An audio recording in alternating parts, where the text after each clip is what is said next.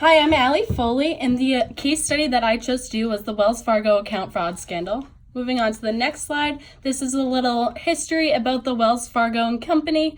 Henry Wells went into the express business in 1841 and expanded his business westward. With William G. Fargo, Wells created the American Express Company in New York in 1850. Then American Express declined to extend their business to California, so Wells and Fargo founded a new banking express company. This was in 1852 to serve the western frontier, and that became the Wells Fargo and Company. So Wells Fargo and Company is an American multinational financial services company headquartered in San Francisco, California, but there are branches of the bank all across the United States. So moving on to the next slide, this is a timeline of events for the Wells Fargo account fraud scandal. On September 8, 2016, the Wells Fargo fake account scandal broke worldwide. Wells Fargo employees secretly created millions of bank and credit card accounts that were unauthorized and unknown to customers, and they were in their name. Wells Fargo was fined $85 million for this, actually. Wells Fargo released a statement saying that they fired 5,300 employees that were connected to creating those fake accounts. On September 14, 2016, a government official released that the Department of Justice issued a subpoena and probe related to this scandal. On September 27, 2016, the Wells Fargo CEO, John Stumpf, said he would give up much of his 2016 salary, his bonus, as well as $41 million in stock awards. He was the first major executive to actually leave the company following this scandal. Kerry Tolstek, who ran the division that created the fake accounts, also stepped down and forfeited some of his pay. On September 28, 2016, Wells Fargo was accused of illegally repossessing service members' cars. Wells Fargo agreed to pay $24 million to settle that. The Department of Justice said that Wells Fargo took 413 cars without a court order. On September 29, 2016, Wells Fargo promised to abandon unrealistic sales goals. So Wells Fargo employees blamed their bosses for encouraging them to make these fake accounts. So CEO John Stumpf was said to have been running a criminal enterprise. On October 12, 2016, CEO John Stumpf steps down as the company announces he will retire effective immediately. And then lastly, on November 3rd, 2016, it was released that the Securities and Exchange Commission was investigating the bank for creating the over 2 million fraudulent bank accounts. Moving on to the next slide. So these were the organizations involved.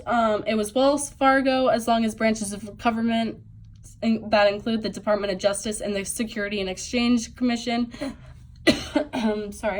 Wells Fargo is being accused of creating millions of fraudulent bank and credit card accounts on behalf of customers without their knowledge or consent. The Department of Justice is involved because they were the ones who issued the subpoenas and probed due to the scandal. And then the Security and Exchange Commission also began an investigation on Wells Fargo for creating the over 2 million fraudulent accounts. Moving on, the key publics that were involved. The people most affected by this scandal were Wells Fargo's customers. Over 2 million people were taken advantage of, and accounts were put into their names without their knowledge or consent. This scandal also affects Wells Fargo's employees.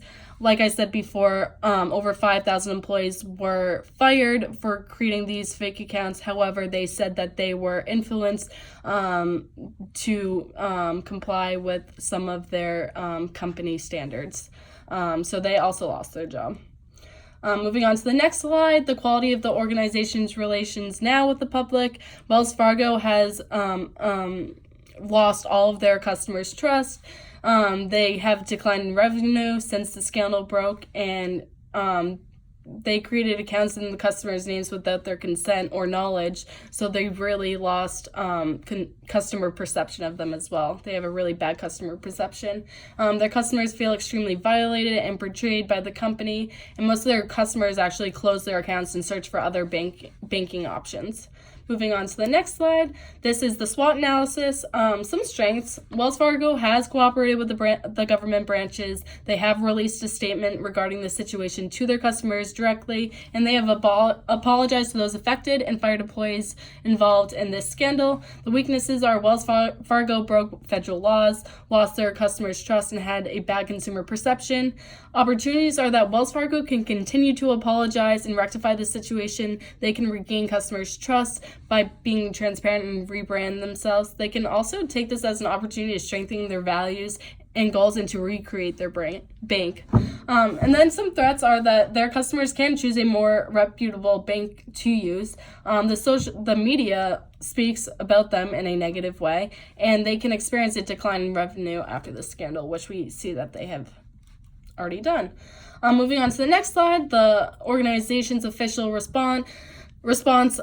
This included a letter to their customers, pretty much saying, I am so sorry. I know we were supposed to be committed to you. We totally broke that trust. Here are the steps that we are doing to ensure that we will be ethical in the future.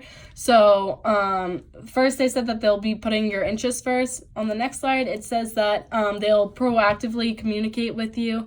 They'll have full transparency, and they'll fix what went wrong. And they also end this letter by saying the trust you place in us means means everything, and we will work hard every day to earn your trust back. Moving on to the next slide, the organization's response. Wells Fargo used vocal commiseration by showing their customers empathy by showing their customers empathy about how they handled the situation. And they also rectified the situation by refunding the money to all the customers affected. And they took preemptive action by putting new rules in place and showing that what they have planned for the future. Moving on to the next slide. Organizational media tactics. Wells Fargo did not make a statement until weeks after the scandal broke worldwide. They decided to release an email to their customers that was in letter form, like we just read. This letter apologized for the company breaking their trust and promises and showed their actions to rectify the situation to gain customers' trust back. And then the advertising, they actually launched an integrated marketing campaign called Reestablish. This campaign was launched Saturday, May 6, 2018. This was 2 years actually after the account fraud scandal surfaced. This campaign focused on the company's commitment to reestablish trust with the stakeholders and to show how the company is emerging from this difficult time. Moving on to the next slide, Wells Fargo waited a period of time before releasing a statement and campaign because they want to give their customers a little time to absorb the situation and to heal from it. They're also in legal trouble, so that could have impacted the timing of their statements because they could have legally not been able to. Moving on to the next slide.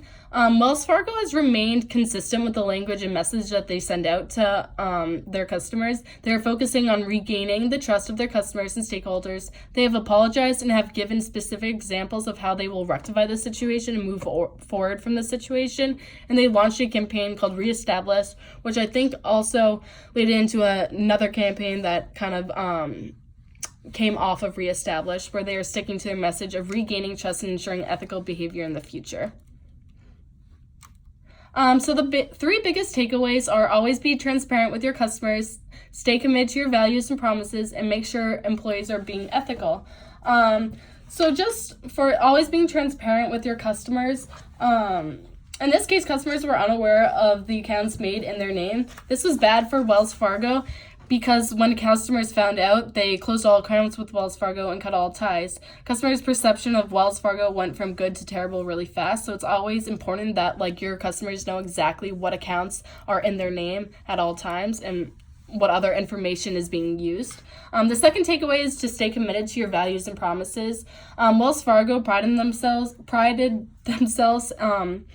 in valuing leadership, ethics, and prioritizing what is right for customers. So we see that Wells Fargo employees broke these three values. They did not prove themselves to be leaders, they broke ethical codes, and they did not prioritize their customers. So it's always important to stay committed to your values and promises, and maybe scandals like this wouldn't occur.